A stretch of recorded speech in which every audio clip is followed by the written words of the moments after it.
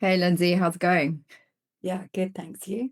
Cool, very cool. So I'm excited about today's topic. It's something I think very close to both of our Mm, hearts, which, last episode we were talking about perimenopause. And this episode is talking a little bit about, what might people be able to do about going through it. And obviously, as we're navigating the same journey, sharing our own experiences and then what we've seen with clients and things like that, hoping that mm. this is an episode packed full of ideas, suggestions, and examples of what people can do. But yeah, there's it I think the first place to sort of go to is firstly, we talked last time about the type of medical gaslighting that can happen when we are wanting to get assessed and how difficult this is. Mhm. I've seen a lot of examples with clients, where particularly that, if they're earlier going through some of the perimenopausal symptoms, and studies are showing that timelines are moving back for women. Like some people are starting to see symptoms at 37, 38, going to their doctor who goes, no, you're way too young to be experiencing any of this. What are your kind of thoughts about how to navigate some of this? Because it's really hard for some people to be taken seriously. And I guess it's the individual person and the individual medical practitioner, and there will probably be a whole range of experiences among the listeners. I guess we can talk in part to our own, but also what we've heard from other people. Um, One of the most helpful things I think is to track where you're at. So my own experience was I think I was probably about 44 when I went to the GP, and actually it was migraines were my biggest problem that were really impacting me. And I had I was expecting to kind of get that, well, okay, this could be about perimenopause, maybe we should think about HRT. Let's do 6 months of watchful waiting and see how it develops, try some other strategies for the headaches, and then we'll see. But actually, I had a very smooth interaction. They said, well, you're of an age, it doesn't necessarily do any harm, it's good for bone health, so we could try HRT. If that doesn't help, then come back. So I had a very surprising, in the positive direction, a very surprising interaction with a medical practitioner. However, I have heard lots of people who have had very different experiences. For others for whom, HRT isn't appropriate, if you have hormone sensitive types of cancer, there are different options that are available or not available to different people.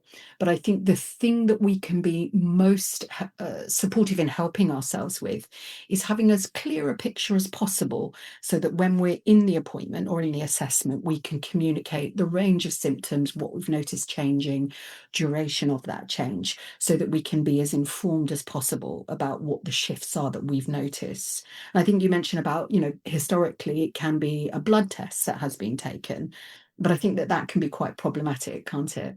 Definitely. I mean, my experience of getting kind of, I suppose, a diagnosis or whatever was very, very rocky because I started experiencing symptoms in my earlier 40s, probably 41. I started experiencing, looking back, symptoms, went to the doctor, was told you're too young to be going through this change of life. Just Mm. hold on tight. Do you want some antidepressants or something? So I was noticing mood changes and I was noticing just a general feeling of not feeling like myself. Mhm. So this was prior to when I had to have a full hysterectomy, but I I just didn't feel like myself for quite a few years and just kept going to the doctor, kept being told, you're not old enough to Mhm. qualify. And what what I was so upset to learn, because the way I sort of solve any challenge that I go through in life is I just into a mad research sort of Mhm. phase, like a mad scientist, and just go and find everything that's out there. And I've realized as well with clients, seeing the same pattern now, is that in medical training and general medical practice, they don't get more than a tiny two-page module about menopause. So this is in generalized medical training. there isn't a specialization in menopause. So most doctors get told you must have a positive FSH and LSH blood test to actually see, okay, well now, yes, you are actually in menopause. And what they're finding, And when you say that, when you're talking about that blood test, that would be demonstrating the shift in the shift shift hormones. shift is happening. So not that you're postmenopausal or anything, but the shift is, no, you're having a noticeable shift from your blood test. And what they've actually found in studies is that 8 years prior to that actual blood test starting to show positive shifts, you're already experiencing symptoms. Mhm. So, given the lack of training that people have, and GPs actually have to go through specialist training to actually know this, not everybody knows. So, if you're in a situation where your doctor is telling you you're too young or you're not quite right, it might be that they've not received this training. And just to stay open with that, it doesn't mean that they don't know what they're doing. It's not their fault. Like if your training doesn't have that piece, you just don't have that piece. And unless you go and get that special training, you just don't know. And so that's why symptom tracker is so useful, because as during perimenopause, your body's messing with the signaling. So what's happening is your progesterone is gradually going down and your estrogen is fluctuating up and down, which is why we're all a bit doolally as we go through the process. But if you take a blood test at any of those moments, it could be great, and the next minute it could be awful. And like, it's such a moving feast. It doesn't give you the picture. Where a symptom diary, Potluck of what the snapshot at that particular moment is. exactly, a symptom diary tells you exactly like how you're experiencing life. So there's apps that you can use. There's the Balance app, for example. There's other menopausal apps. Symptom trackers is really what you're looking for. Something printable. And what you do is over a week you track. And I did this prior to my hysterectomy and actually noticed I qualify for like over 70% of the symptoms. And and if you track over a week and you can see that you've got this, you can take this tracker to your GP and educate them and say, I don't care what your blood test says. Here's my symptom tracker. This actually indicates that I might actually be going through this change. So let's do stuff. So I think that's the first piece is just to understand that we're in a world of massive emerging research. Like they don't know enough about this stuff. So unfortunately, the lay of the land is that you might have some medical gaslighting that happens. If it's luck of the draw, if you see your doctor and they know about this stuff or not. And I guess what we've talked about so far is predicated on the assumption that you, the person, thinks this is where you're at, and you're going to your medical practitioner and trying Correct. to have that interaction. But of course, for many people, you may not yet be aware that this may be what is going on in your body, especially for those people where it does happen earlier than expected. So in my own experience, I was around people women of a similar age, and everyone was having similar type conversations. So it was much more on my radar. I do wonder for people where it happens that much earlier, it just might not be as much on our radar or at the forefront of our mind to think, well, surely not. Surely that's not what's at the root of driving some of these shifts, some of these changes. So we might, not just medical practitioners, we may ourselves put it down to, well, it might just be this, or it might just be that, or, trying to find other explanations for what's going on. So again, a symptom tracker can be really helpful, irrespective of whether or not it turns out it is perimenopause or not. Symptom Yes. trackers can be a great way of just gathering information, looking for patterns, trying to understand the connection between different things. And that can't be unhelpful. Irrespective of what the outcome is, more information is helpful. And I think, there's a stigma around it. Like, oh my gosh, like I do the symptom tracker and I'm going through menopause. It's like, no, darling, just calm down. Like the period of perimenopause can be like 10 to 15 years. And the studies show 8 years prior to actually having that test, you'll start to have symptoms. So it's such a long journey. It's actually therefore conceivable and completely reasonable to be experiencing symptoms earlier. And I think a lot of people, if we're really honest with ourselves and we look back, we've probably in our late 30s, early 40s, start to notice things. And then it gets to a point where it's like, okay, now the alarm is sounding. We need to do something. But by noticing earlier and Mhm. tracking symptoms and managing our own health, really, more proactively, we're in a position to then empower ourselves with the right solutions if needed. Mm. We mentioned last time, didn't we, that in our own experiences, there hadn't been a lot of conversation with kind of women from the next generation up around this kind of thing. And I think there is much more openness, much more discourse. Certainly in the UK, there are lots of celebrities where books are published. There's much more willingness to have the conversation, that it's not something embarrassing or something that needs to be kept behind closed doors. And I think that with that awareness comes the opportunity to just tune into it that much more, because as you say, although I went at the age I did to seek some medical assessment, looking back with the benefit of hindsight, that wasn't the beginning for me. I could track it back, and I Yeah, had one of those like, oh, that's what that was type experiences. So yeah, I think certainly tracking and getting a bit more clarity on what is shaping, what is informing our experience is absolutely helpful.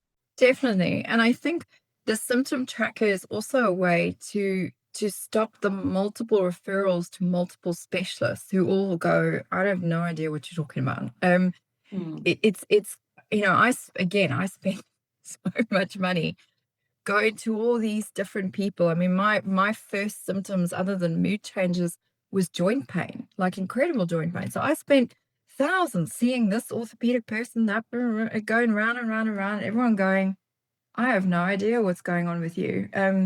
It must just be you. I'm like, okay, then it's just me. And so you dose up on your pain meds and whatever, and that's your solution. And it's actually take the symptom tracker earlier. Had I known that, that would have shown a pattern and perhaps tweaked my brain to go, I need to go and investigate a little bit further, to go and figure this out. So I think that's also something that's important to sort of think about from an assessment perspective. And thinking, it's not just about your cycle. I mean, perimenopausal symptoms are not just related to my period is changing, or I'm noticing changes in that department. The symptoms are so broad and so vast. You don't need to be having hot flushes to actually show that you're going through perimenopause. It's changes in joint pain, changes in mood, feeling not quite yourself, changes in skin, changes in nails, hair, like it, sleep, sleep, there's all sorts of all things that, yeah. kinds of Mhm, things start mhm. to sort of, if you're messing with that dial of estrogen in your body, all kinds of things start to go a little bit wacky. So And I think this brings us back to how difficult it is for our medical colleagues, because the range totally, of presentations and every woman's experience will be different to one another. I mean, there may be some overlap, but certainly it's a very individual experience. So I can fully appreciate why, if you say in the case of joint pain was the presentation, an obvious direction to go would be the more orthopedic route, or the totally, chiropractic route. That would seem obvious. And I guess you also thinking, whilst I recognise some of that in my own experience, I'd had a baby at 42, and I'd had some of the sort of the pelvic, just shifts and changes. And I'd assumed that, well, maybe that's because of that. And so every person's journey is different, and it may well have been that. So it's hard to say, you hear one woman's experience, you think, oh, maybe that was part of mine, but actually there may be so many other factors that are coming into play. So I think some of the things we were hoping to talk to today, we're hoping to embrace the diversity of symptoms or strategies that may help, therefore, different people. But this exactly, is certainly not a one size fits all. And just because one strategy has helped one person doesn't mean it will be universally applicable or beneficial.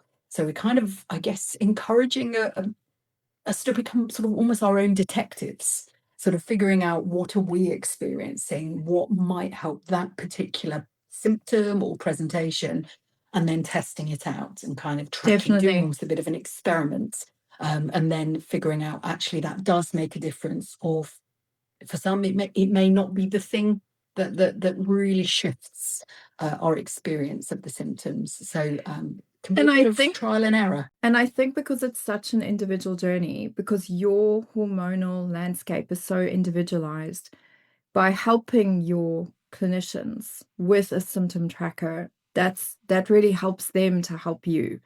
because your presentation will look very different to Sue down the road or Sally over there. Like it is very, very personalized, and helping your doctor to help you is a smart move. So I suppose that would be step one. And then Yeah. I suppose if we now look at some of the sort of solutions that are out there, the first clear one is obviously menopausal hormone therapy. So hormone replacement therapy, HRT. So obviously when I first heard of HRT, I was terrified. And I think this was that 1980s study that was done that said, oh, it leads to cancer and it's terrible.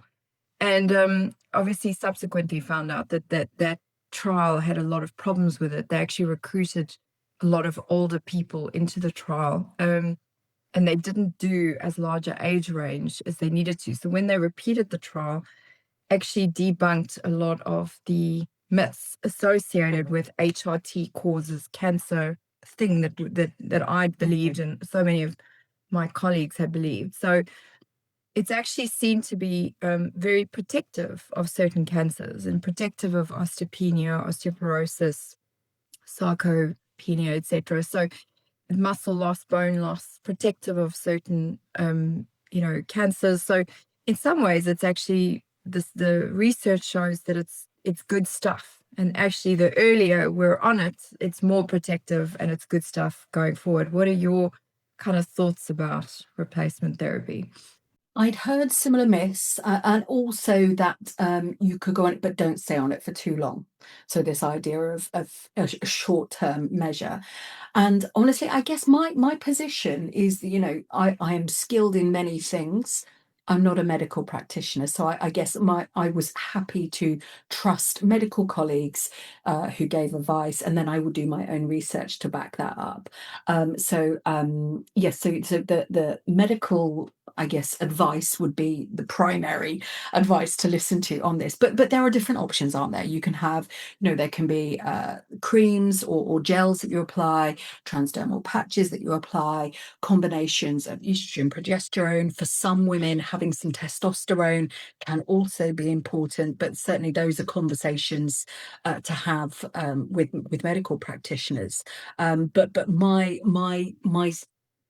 I guess preconceived ideas shifted once I moved into the age range or the category of people where it actually might be a treatment that would be something I would be recommended to have. And yeah, I think getting good quality information is key to it, whatever concerns you may have. And of course, everyone has an individual medical history as well. So just getting the full sense of the impact of HRT in the context of your own medical history Definitely. is really important. Because just because the study was debunked doesn't mean that there isn't a risk. And for some people, HRT isn't an option, and so for some people, they if they have a predisposition or a genetic kind of disposition that you know is actually a precursor to cancer, it's quite dangerous to take HRT. So Yeah. I think everybody has to lean into their own family history, your look at your own situation, and then weigh up the symptom list versus, okay, I'm gonna give this a try. And for me personally, going on HRT, it was like a fire blanket just getting thrown onto a fire. It was like, oh my gosh, wow, hello, I'm back. It was incredible. It was absolutely unbelievable stuff. And I just thought it was amazing. Like I hadn't realized how bad I had been feeling for such a long time until I'd sort of gone on it. But my experience will be so different to somebody else's, and unfortunately I have friends that have had different experiences where, it wasn't quite like that. So yeah, what is Yeah, I didn't have the relief, the wash of relief. However, what I did notice was more recently, now I've been on it for quite a few years, a mess up in my prescription and I had a gap that I wasn't anticipating, then I noticed. And Yeah. my partner noticed. I think I shared an anecdote of my, I think perimenopausal rage is the only way I can describe it. So I definitely noticed shifts when I stopped, and then having restarted, I've noticed a more gentle shift than perhaps you described there, Yeah. but shifts nonetheless. So I would say, as with anything, it's probably not a cure-all, one size fits. This is all you need to do. I think there are lots of other things we can look at to help ourselves and to support and scaffold this experience, because it's such a multi-level system transition that I think that just the sort of replacing some of the bio aspect from the hormone perspective is not going to be the only thing that might be helpful. So I think it's I looking think, at, medical support and then and other, what else might help. Yeah. yeah. The only tiny thing I will say is, because we like to debunk myths during Mm. this podcast, is there is a lot of stuff out there about bioidentical versus body identical. Uh-huh. And the research does show that there's no real evidence to show that bioidentical, natural, or whatever is risk-free, or that it's somehow safer or somehow better for you. So the things you actually get over the counter, licensed, microgenized, progesterone, estradiol, etc., are regulated products that there's no studies that actually show that one is better than the other. So I think that would be the first piece, is get assessed, and also look at all the different types of things that are out there. I mean, you can get estradiol, you can get progesterone, you can get testosterone. For some people, testosterone mediates a lot of symptoms as well. You can also get vaginal estrogen, which also, mediates a lot of symptoms. So I think it's sort of looking at the entire milieu of all the things and sort of working out, do I want a patch? Do I want a gel? Like, very personalized. You've got to figure it out for yourself. So I think that would be the first place to look, is to look at the hormone replacement therapy. And then I think there's some other things that I've noticed, and I think you've noticed as well. What have you noticed has made a difference?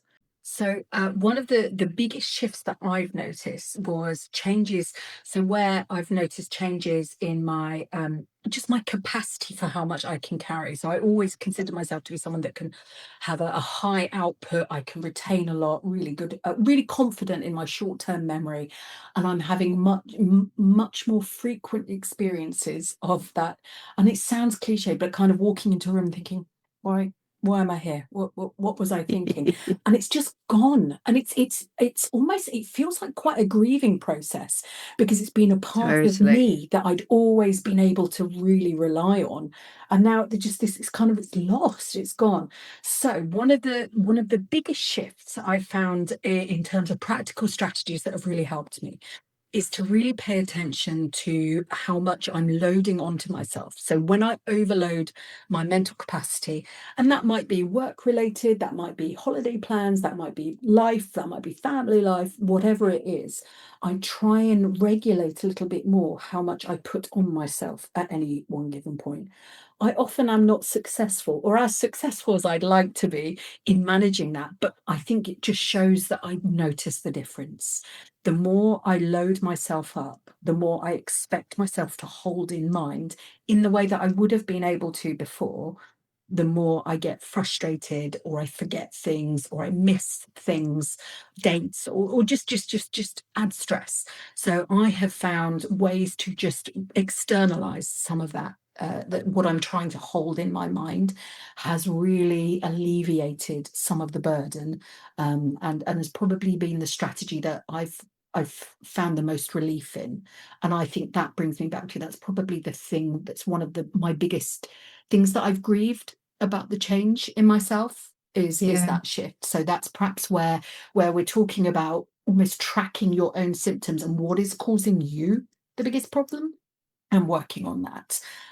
Other things like hot flushes and things like that haven't, I've experienced them, but they don't seem to cause as much disruption to my functioning or bring a lot of shame. I'm able to, just manage that in different ways. And perhaps we can talk about that in a minute.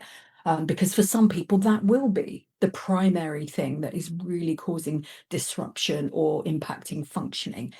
So for me, it's been helping my brain scaffold and hold some of that stuff in other ways. How Yeah. about you? I think the grieving word is a really good word. I think that the biggest notice that change that, or I suppose the symptom that was the scariest for me was brain fog. Um, to your point, like walking into a room and can't quite remember why you're there or whatever. And my poor husband following me around the house, like you put your phone in the fridge, or the stove you left it on. It's just like I've just got to make sure you know what you're doing. I'll just go double check that you locked the door because I don't think you did. So that stuff was really that was hard. But I think I've now the way that my brain works is I'll go and find solutions, and I will not stop until I figure something out. Like I'm quite determined to figure something out. And I think I've cracked the code on that. And I want to talk a little bit about cracking the coders on these things because it is so personalized. So my solution might not work for anybody else. But I think by tracking your own symptoms and sort of figuring out how you tick and doing kind of experiments on yourself, Mhm. you might find by tweaking just this one thing, I might actually, figure out a solution. But the grieving is a big one. The brain fog was big. The weight gain was big. Like that was, I'm used to, being a particular size and you just do some simple things and it's very easy. Oh, hell no. It sort of just my body composition changed and no matter what it felt like no matter what I'm trying, it's not working. Mm. And the grieving of that and like I don't look the same. And these clothes in my wardrobe I can't wear anymore. And sure, there's things I'm sure you can do to do that, but all of those decisions also have consequences. So I'm choosing my way of sort of going about that. So I think the grieving is a big one, and people sort of realizing that we probably collectively as women are all grieving about something going through this phase. Something is we're not who we are. We're now starting to get older. And that is a big psychological shift for people overall. And it should be validated. I think that it's okay when we go through a transition that affects so many different parts of a person's life in different ways. Some, maybe, like you say, maybe brain fog, it may be body changing, it may be functioning, it may be sleep, it may be fertility. In all the ways in which we experience that transition or that change and what lands for us, it's okay to feel a certain way about that.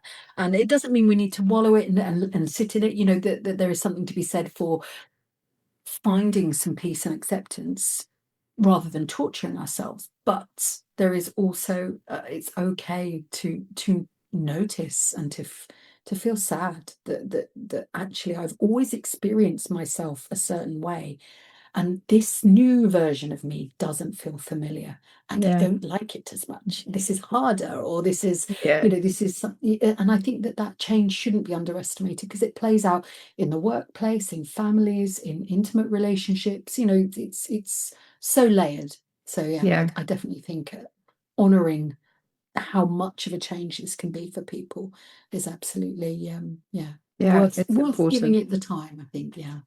So I think then moving on to sort of specific things that Mm. I've noticed and that I've changed that might just give people little ideas of things to try. And when I say that these are things I've tried, just comes with a caveat. This works for me. This is not necessarily for everybody else. What I did when I started tracking my symptoms, I also started really tracking what I was eating.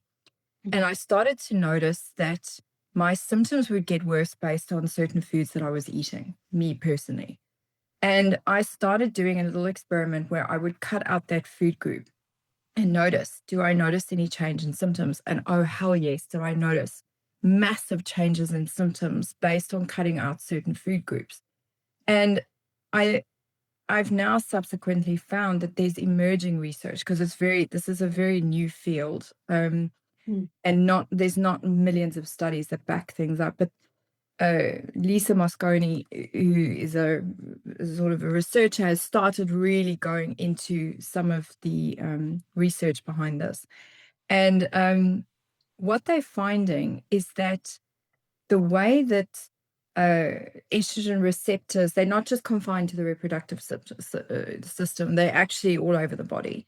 And it really changes when you start changing your estrogen amount, it really influences the microbiome.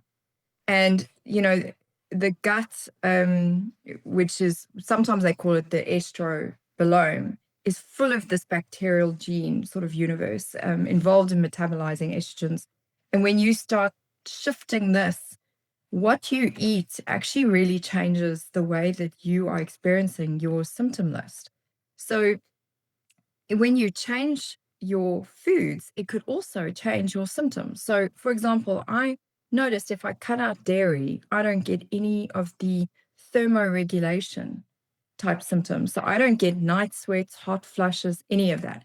The minute I go over my threshold of dairy, so if I'm like, oh, I really like some Greek yogurt, or I really like some ice cream, and then you just have a bit too much, boom, just like that. Suddenly I'm taking all the clothes off and I'm hot and bothered. And it's not, I don't want the message to be dairy causes hot flushes. No, because what I've since found is in some of the research, what it's showing is that as estradiol declines, a population of the hypothalamic neurons called the Kindi neurons, they become hyperactive. And when you have Kindi activation, it causes this hypothalamic thermoregulation, which leads to the vasodilation, the sweating, and the hot flush. So certain foods in our body, we react in a particular way that causes this. So if you eat spicy foods, you have alcohol, so for some people, there's some foods that cause this thermoregulation effect. So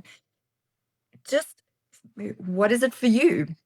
And just check to see if I just actually limited some of that stuff, does it change the symptom sort of diary for yourself? So I don't know. That's one thing that I found made a difference, changing what I eat. And I guess that there is a lot of emerging research looking at gut health and gut microbiome. So I guess, and certainly I can relate to the spicy food. Not only do I get really hot when I eat very spicy food, I also get hiccups. So I think we can all relate to noticing what different foods do to our bodies, and interesting to include that as part of our monitoring and just seeing if it makes a difference or not. I guess it could be for other people, it could be other types of food, Definitely. but perhaps also when we change our diets, it may not only be menopausal symptoms that are impacted. So we may notice an improvement in how we're feeling generally, which doesn't necessarily mean it's related to perimenopause or menopausal symptoms, but may just be a change in our diet that really suits our system for other reasons. Irrespective, I guess we can see that as a win. If we try something and we notice an improvement and we're tracking, then that can really reinforce the sort of argument for, well, let's stick with that because that seems to be doing something useful for me.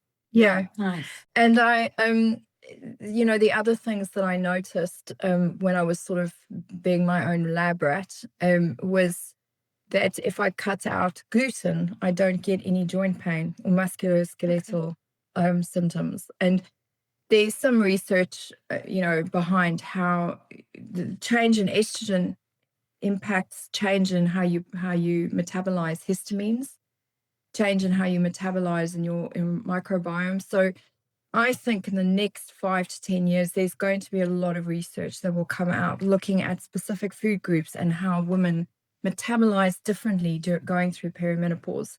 But I think if everybody was curious about this, they could just do their own sort of diary. And the main sort of groups to look at is look at the dairies, look at the glutens, the wheat sort of groups, look at eggs. Eggs is another one that sort of can change symptom hierarchies. You look at, histamine type foods. So it's just kind of do a little experiment for yourself and see, well, by removing this one food, does it make a difference to me?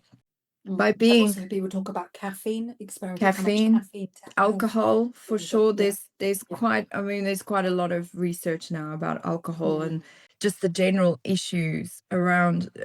It will definitely cause that thermoregulatory activation and that kind of thing. It will raise your body temperature, but also what it, how when your liver is trying to metabolize estrogen and get rid of it, and then it will be dominated by alcohol, so it changes how your body is also getting rid of some of these things out of it.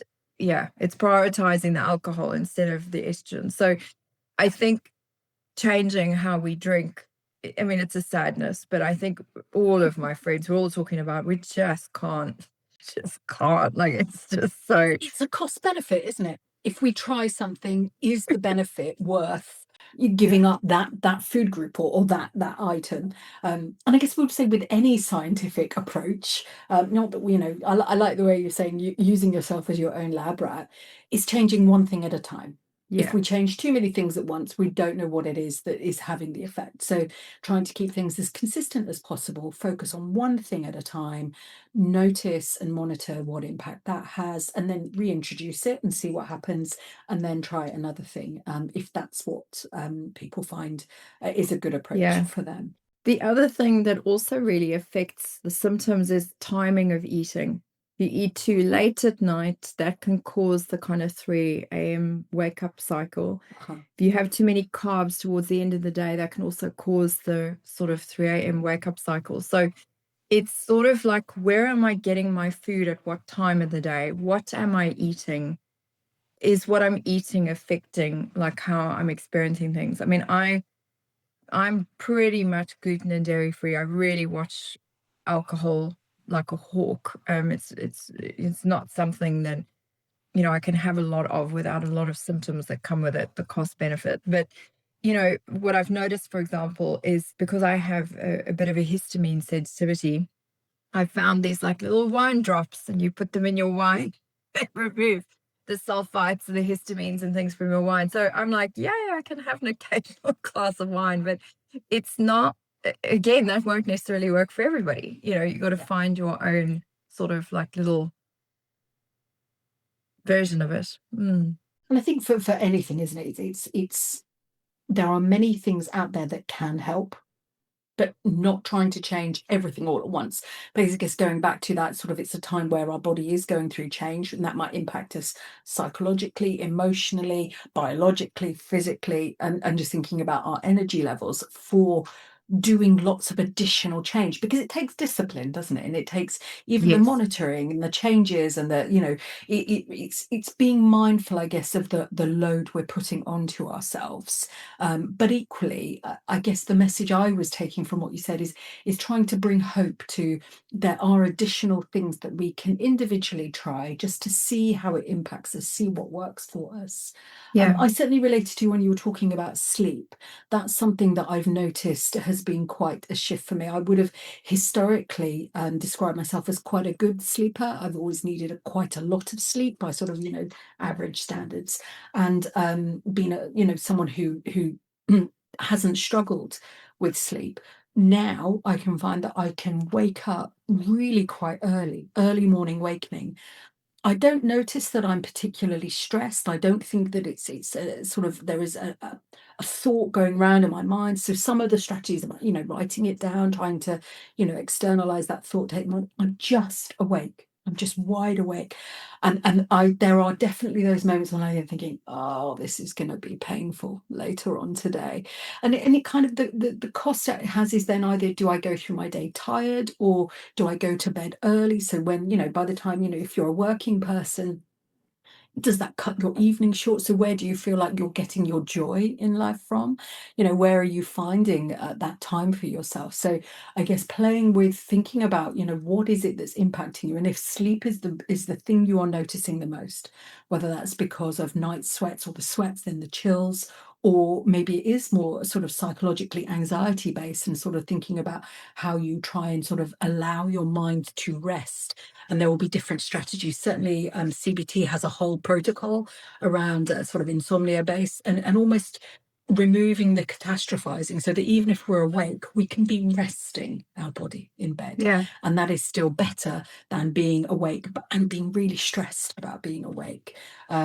Lots of good habits we can develop around sort of screen use, which I'm very aware of the good advice around that, and I often ignore it and then wonder why I wake myself up further when I'm sort of just awake in the very early hours. So I think the different strategies that can help.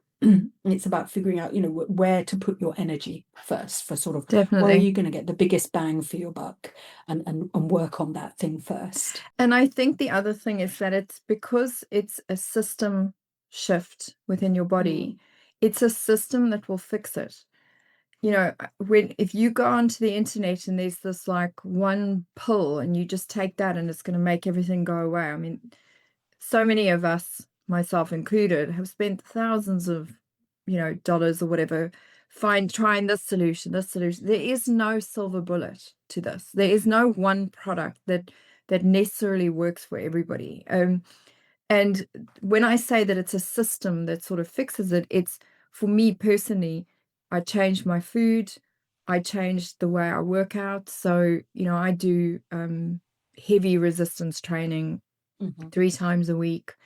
I walk as much as I can, and because I'm mhm, studying and doing all sorts of things at the same time, I had to find a way to make that work. So I got myself a standing desk, a walking pad, and I'm mhm, on my computer and walking, getting my steps in, and I mm, drink a certain amount of water. And then I will talk in a moment about the supplements that I personally have found it made a difference. Versus go onto the internet and then it bombards you, just take this and it's going to be great. You have to experiment for yourself and not just take the word of what's out there, because how you go through the journey is going to be so different. mm. And I think when you're talking there about the sort of the information that is out there, I think as with any experience in life that is problematic for people, there will be then people out there that, that age-old marketing approach of, if this is your problem, try this product, it will solve things. And I think just being mindful of anything that promises to solve all of the wide range of things that we might be Absolutely. experiencing, just to be, I guess, with a touch of caution. You may try it, it may help you, but I think anyone that claims that there is kind of something that's a cure-all for the range of experiences, that's perhaps Yeah. a little tough And to I swallow. and I noticed something the other day, like a colleague of mine, Dr. Von der Wright, wrote this paper about the musculoskeletal syndrome of menopause. And it's been long known. I mean, there's a big systematic study that involved about 37 studies that also showed 40% of premenopause, 50% of perimenopause, 59% of postmenopausal women will go through, you know, having really muscular problems, arthralgia, declining bone density, and like there's a real thing around bone, etc. Right? So you see all this stuff out there. Cool, there's this bone thing. Now, the amount of internet solutions, just take this one tablet and it solves like this bone thing. And I'm just like, oh my God, it's just so frustrating. I can understand how people are just being preyed upon during this phase of our lives. And you have to follow the research and follow what is actually out there. I mean, the things that change and improve sort of bone issues and musculoskeletal issues, changing food can make a difference. But heavy resistance training, there's so much research now that talks about the importance of that. Plyometrics is an emerging area with jumping and landing on heavy surfaces and big jumps and these kind of things, not rebounding, but plyometric type training is really important. The walking, how important that is to reduce cortisol, how important that is to get the step count in during this phase, can also help with all of that. So I think following the research is always going to be safer than following the marketing that is just kind of coming at you, and tracking how it works for me. How am I actually experiencing this? How are you experiencing it, and how does it fit with your life? So Mm. for some people, there may be, what are the ways to do resistance training that fit with your schedule, with your income? I Yeah, guess there are how to be flexible enough with, I get the principle of this. How can I make it work for me? And trying out different approaches. definitely. And supplement wise, again, there's a lot of stuff out there. I mean, I think studies will talk about vitamin D. Mhm. K2 is often appearing with vitamin D, but they don't. K2, there's emerging research about it. It's not as exciting. But just take the K2, whatever, if it comes with your vitamin D. But vitamin D is very strong research, particularly important for bone loss. There's big research around resistance training, the plyometric stuff. There's strong evidence about protein, getting the right amount of Yes. protein. There's a lot of good research and emerging research that is coming out about creatine. And creatine, I'm super Yes. excited about, because for me, with the brain fog being my worst symptom, I take quite a lot of creatine every day, and it's just like, well, I'm back. Yeah, the brain is there, and the capacity is back as well. So I think it's not just the HRT that made the difference. I had to also go and supplement for it. The other thing that I found made a difference was a lot of research coming into collagen peptides at the moment, various types of collagen peptides, and that's also really good for preserving bone and connective tissue. So I take that stuff, and I take omega-3, and I take magnesium, because again, I've all really that found magnesium has helped my sleep. sleep big Yeah. time. Oh, And fantastic. kind of muscle recovery. Absolutely. Yeah. And sometimes I'll even have a bath and put in a cup of Epsom salts, Mhm. magnesium, just to kind of like help with muscle Mhm. pains and things like that. So there's good research for all of those, and then of course very good research behind fiber. So getting the right amount of fiber per day. It's good. It's not just a menopausal thing that is important, but it's important to for the metabolic, the way that your bowel functions, and your glucose regulation, all that stuff, to have your bowel working properly, because estrogen affects the microbiome so much. Having the right amount of fiber is really important. So yeah, basically, I kind of have this almost daily or weekly checklist that I follow. So I think my takeaway of all of it is like, going through this phase is a bit boring. Because the more I follow my little protocol, things are smooth, and it's almost like, oh, I don't have any symptoms. It's wonderful. But the minute I kind of want to buck against my protocol and be a bit of a rebel, then I start experiencing symptoms, which is annoying. So I think it's quite boring going through all this. Mhm. Because yeah, I don't always want to follow the protocol that I set myself, and then I learn my lesson.